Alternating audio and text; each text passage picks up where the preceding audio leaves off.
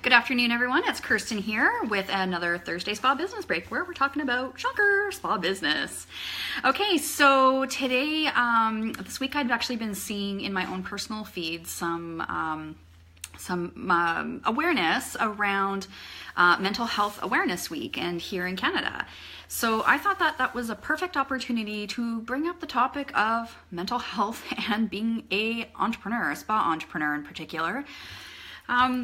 Because there's been definitely times in my life where my mental health has been hurting, and I've been an entrepreneur, and quite frankly, of course, it affects our business. Most of you are the business, whether you're a solopreneur or you have a small team. But the fact of the matter is you are running things. And so if your mental health isn't feeling very healthy, that can have a serious impact on your business.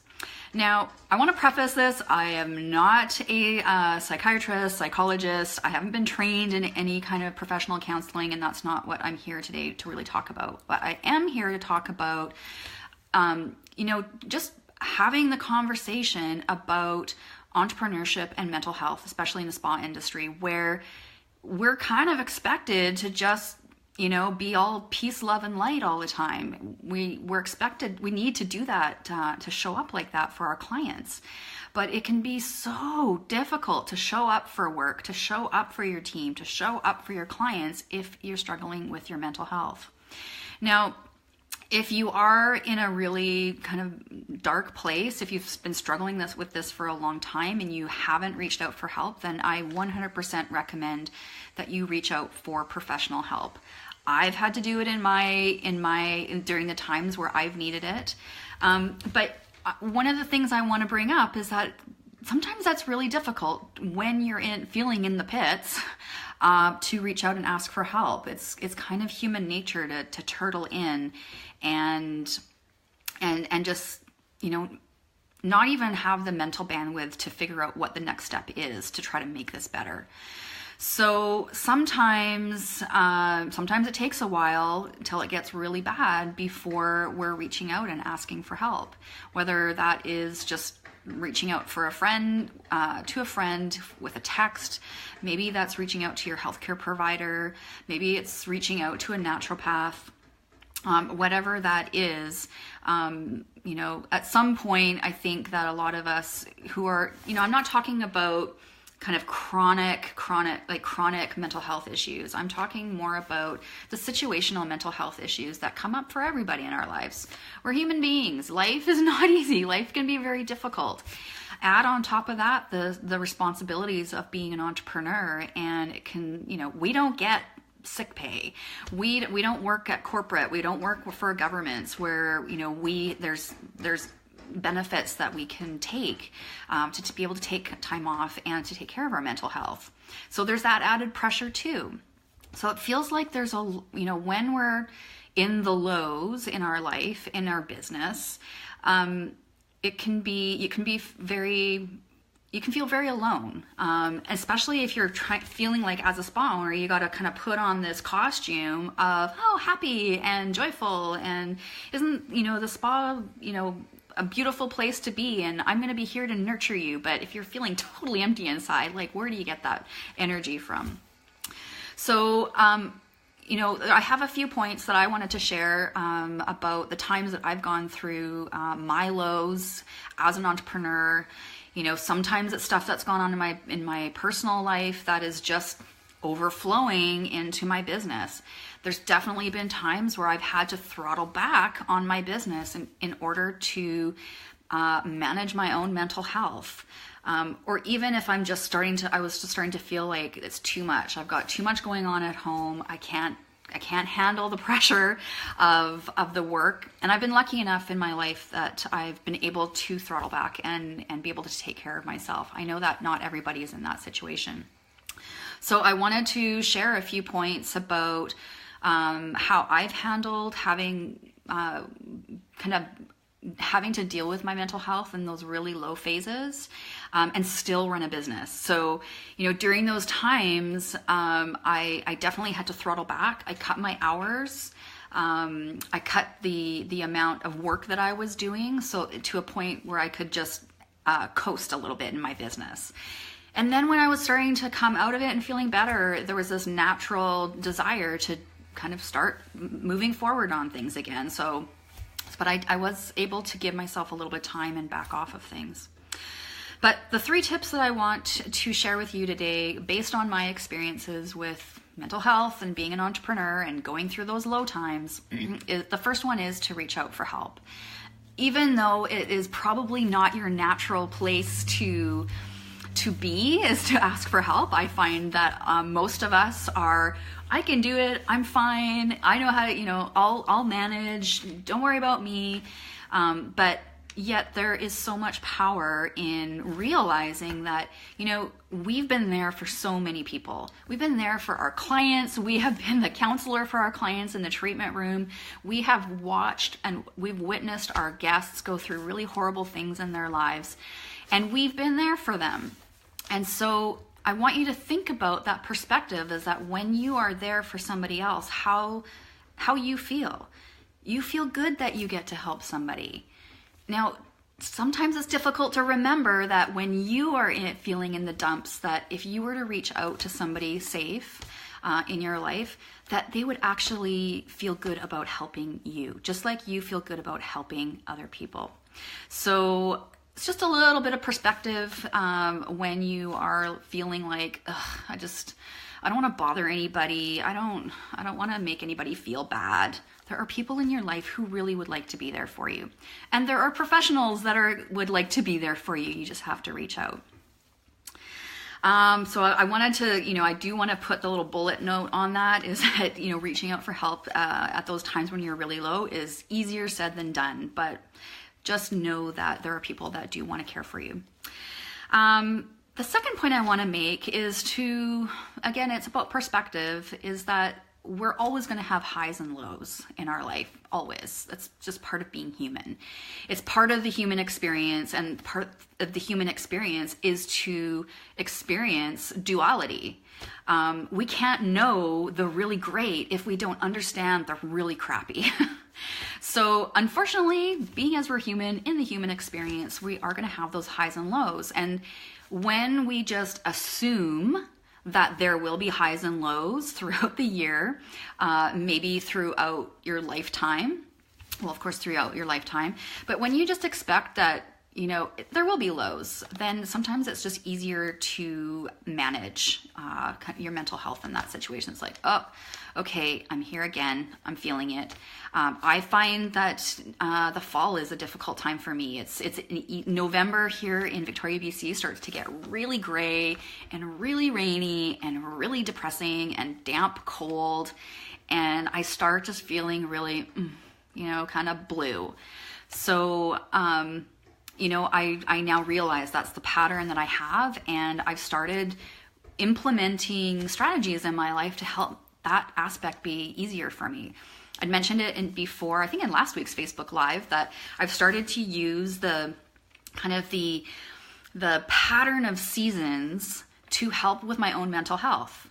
January and February is yours, Tracy? Okay, yeah.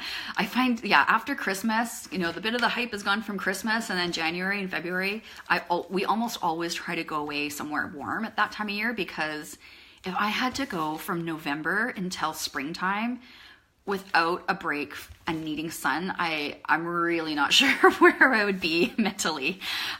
It can be, it was a couple of years ago, our trip ended up being in March at spring break. So we didn't get that January vacation, and it happened to be a really long, cold, wet winter here on the coast.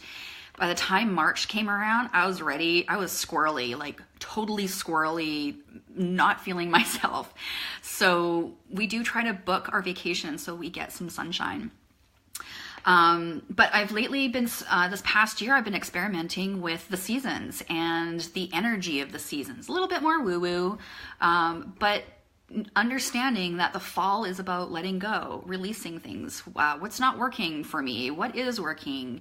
People, strategies, systems, ways of thinking. And then come December was a time to start kind of turning inwards, hibernating, I'm planting a seed and just not doing anything with it, letting it grow. And I really found that it helped me get through the winter, is to really honor that I mentally and physically was working with the seasons rather than trying to push through them. So that was just what worked for me. I'm sure that there's all sorts of different techniques, and I'd be curious if you've got a technique to help you roll through those hard times of the year too. Maybe it's just going on vacations. That's a great solution. But to just remember that perspective that we're always going to have highs and lows, and to maybe remember your patterning for that. Maybe it's not necessarily seasonal. Maybe it has to do with family. Maybe it has to do with your career, your job. Maybe it has to do with stuff going on in the spa. Maybe you find yourself like cringing, knowing that December is going to be a gong show busy, and things just mental health wise start kind of unraveling from there. If we can start recognizing our patterns of the highs and lows, it does help that we can do things to mitigate them. Now, of course, there's stuff that just comes up in our personal lives that we have no control over.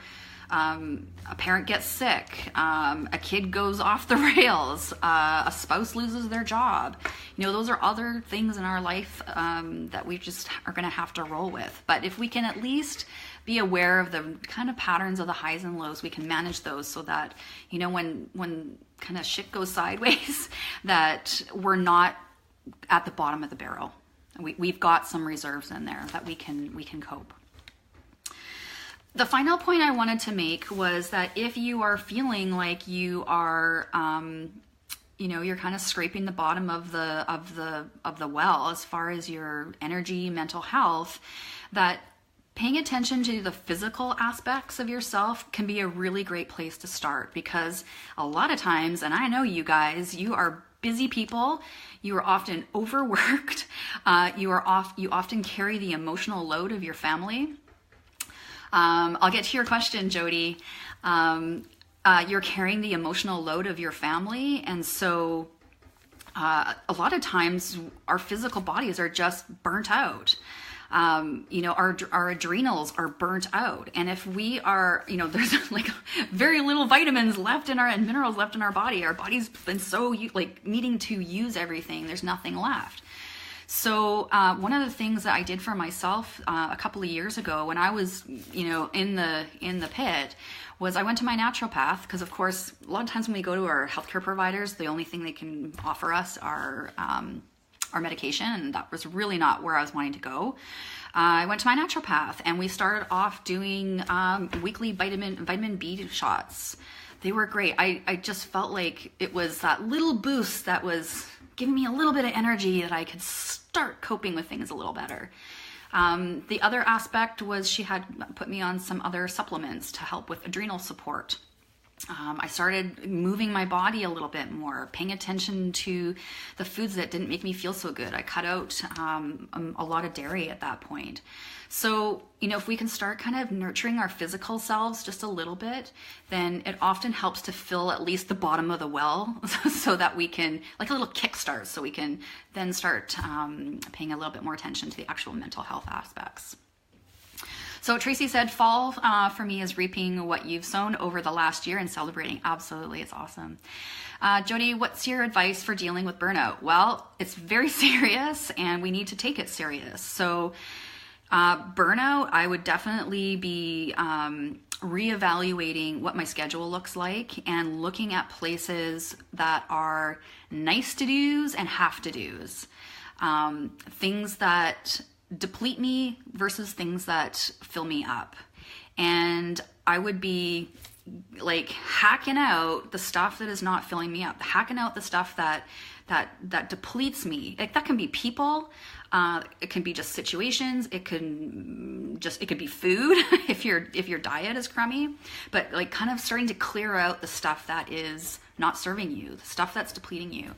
And then starting to pay attention to those, just the little whispers, because by the time you're burnt out, it's really difficult to pay attention to your intuition. You are so empty that it's difficult. It's difficult to pay attention to your intuition. So when you start cutting out the stuff that isn't serving you, time, people, situations, then it's time to start thinking about what really does fill me up. It can be something small. It could be, one of the things that used to fill me up pre-kid, and I used to daydream about it afterwards when I had my son. I used to love going to Chapters bookstore and getting a Starbucks coffee and just walking around and looking at the books and flipping through all sorts of books and, just taking my time. I didn't really have an agenda. For me, that was what filled me up. And it filled me up so much that when I remember having nights with my newborn, and he was very colicky, it was a very difficult time. I remember the only thing that would get me through those really low times was daydreaming about going to Chapters bookstore and having a coffee and walking around. So, it doesn't have to be, filling your cup doesn't mean booking massages or, going on vacation. Those are really great things, but there's also little things we can do for self-care for ourselves. So if you have any little tips that you have found that helps you to kind of get back into feeling just a little bit more nourished emotionally, physically, then I'd love to hear what your tips are, because I think that by speaking up about mental health, there's no use being embarrassed by this, because when we're embarrassed by it, there's this code of silence, and the code of silence hurts everybody. And the code of silence doesn't help you move through it at all. So I feel it's really important, among so many other topics, that if we are struggling with our mental health, that we are open with it, with safe people, with a safe tribe of people. But that way we can at least, not be feeling ashamed of where we're at. Because there is no shame in this. You guys freaking work so hard. You work so hard. And of course you are starting to feel burnt out, or have been burnt out for a long time. So let's just acknowledge that being an entrepreneur is freaking difficult. On top of, many of us are moms. Many of us have a lot of responsibilities in our personal lives. So it is absolutely ridiculous to assume that we would never struggle with our mental health as an entrepreneur and as a woman. I just want to see Megan popped on here. Perfect topic for the week. One of your staff is off with severe eye infection and you're working double time and hitting burnout. Oh yeah. And I know, Megan, that you're up late. I know that's your time to think. You're a night owl, but you're up late. You've got a little guy, you've got a team, and I know that you fill in when you have to, because that's the kind of leader that you are, but it takes a toll. It totally takes a toll. So I'm hoping that you have some people in your life and that you have a little bit of time to at least focus on filling your cup a little bit, whatever that is for you. Tracy says, oops, I hit the wrong button. Tracy says, find that one or two people that you can be open to and will let you break, but are there for you in the rebuilding phase, for sure. Also recognizing that your triggers are, yes, they usually show up physically first, not sleeping, anxiety, irritability. Yep, check. Totally agree. Thanks for chiming in on that. I totally appreciate it. And when we're in burnout phase, where, you've heard me talking about thinking brain and your reactive brain. And so you're not in thinking brain when you're in burnout phase. You're in total reactive brain. And when you're in reactive brain, everything annoys you. You've got a short fuse. It's like, why can't people just freaking do their jobs? Do I have to walk you through everything? Do I have to tell you everything? You're tired. You have a difficult time sleeping. You wake up in the middle of the night. That was, for me, I always know if I'm struggling with my mental health, because I wake up at 3:00 in the morning and I sit and I worry and I sit and I worry and I worry, and it just goes around and around and around.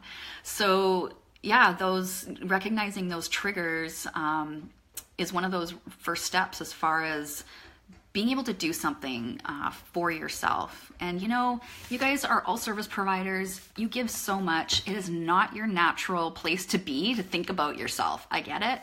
But as a leader, you have to protect your mental health, your physical health, your you are the thing, you are the business, you are the value, you are the vision. And if you are an absolute wreck, you don't have a lot to be able to give to your business or your team. And really, it's to your clients. So it doesn't do any good holding this all in, expecting that you should just be able to pull it off. That's total BS. I think I'm hoping that you all have a circle of trust that you can reach out to, even if it's a text and you send a text to a girlfriend, you're like, I effing not feeling that good today. You can be silly or cheeky about it, but we really do need a circle of trust to help us, even if they don't know what to do, just verbalizing it really helps. Excellent. That's great, Tracy, that he's bought into that and helps you with that. Because sometimes, especially with PTSD, I'm very familiar with it. It's really hard to recognize your triggers because it's so entrenched inside of you that you don't always see it before it comes out. So that's really great that you've got support for that. Awesome. All right, I know this is a huge topic and we could go on and on and on, but mental health is, I went on to the Canadian Mental Health Association, I think it was Canadian Mental Health Association.ca, and they had a couple bullet points where I thought was really good to, like, what is mental health? Because sometimes we think like having good mental health means everything's great. We can handle everything all the time. No. So mental health is feeling good about who you are. It's having balance in your life, and it's managing the highs and lows. So three little things that can make a huge difference in how you live your life, how you show up in the world, how you show up in your business.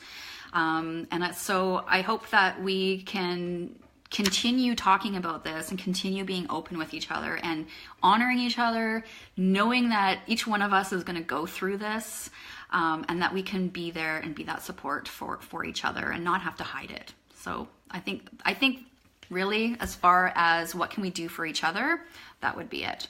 What can we do for ourselves, or what can we do for each other? Okay, that's it for me today for Spa Business Break. I thank you so much for all of your comments here today. I really appreciate your honesty and your openness, because this is how we shift from shame in mental health to embracing what it is and how it affects us, and we don't have to be a slave to it.